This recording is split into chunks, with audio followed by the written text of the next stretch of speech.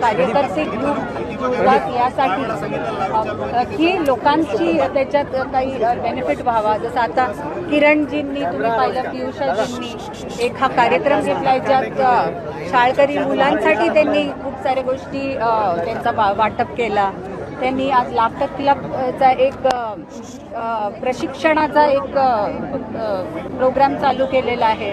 त्यांनी कौशल्य विकासासाठी एक पाऊल पुढे घेतलंय। तर मला खूप चांगलं वाटतं की जेव्हा आपले जसं आता हे कॉर्पोरेशनमध्ये होते, परत इलेक्शन्स आहेत, पण तरी ते तत्पर आहेत आणि आपल्या जनतेची सेवा करत आहेत। आपले नेते असे पाहिजे। राज्यात जातीय तेढ निर्माणचं वातावरण जे आहे ते पाहायला मिळते। जेव्हा भाजप सरकार येते तेव्हा राज्यात जातीय तेढ निर्माण होतो असं लोकांचं म्हणणं आहे। तर आता त्यासाठी प्रयत्न काय केले जाणार आणि कसं बघता तुम्ही याकडे? मला वाटतं देवेंद्रजी, भाजपा, मोदीजी सुद्धा हे प्रगतीचं राजकारण करतात।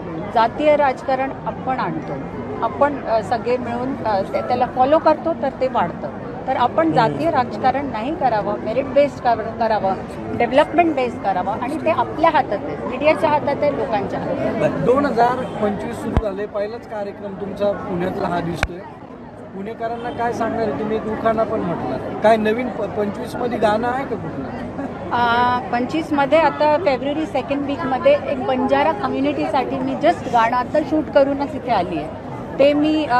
ते रिलीज करणार आहे टी सिरीज आणि खूपच सुंदर असं ते त्यांच्या कल्चरच्या बाबतीत, संस्कृतीच्या बाबतीत असं ते गाणं आहे।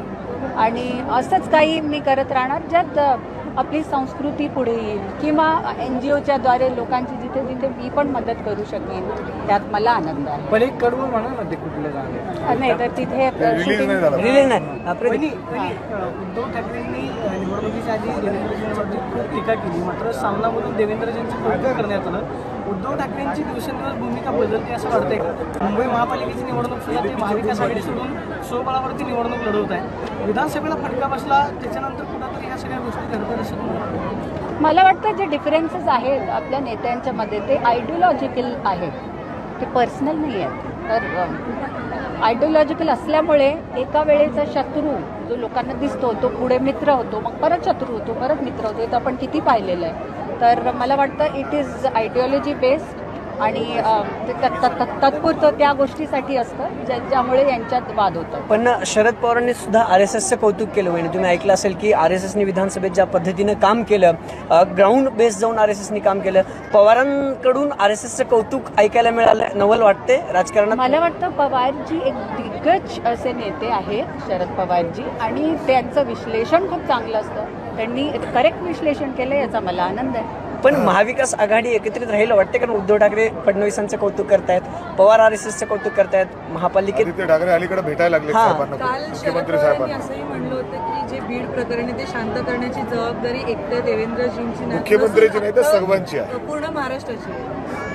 अशी प्रकरणं व्हायला नको नक्कीच। आणि आता प्रशासन असो किंवा आपलं लीगल जे ॲक्शन्स चालू आहेत, पोलीस सगळे लक्ष देत आहेत, त्यांचा आनंद आहे। आणि इतक्या चांगल्या प्रकारे महाविकास आघाडी पण साथ देते, याचा आनंद आहे। महाविकास आघाडी तुटल असं संजय राऊत वारंवार म्हणतात, तर काय वाटतं तुटली तर? एकला चलो रे, एकला चलोची भूमिका सगळ्यांनी घेतली, चांगलं आहे। त्यांनी आपल्या पॉलिसीज, आपल्या प्लॅन ऑफ ॲक्शन्स बनवावे, त्यांच्यासाठी जे चांगलं त्यांनी करावं। ठीक, तर तुम्ही म्हटले की पुढील काळात निवडणूक आहेत, कधी होतील काय वाटतं?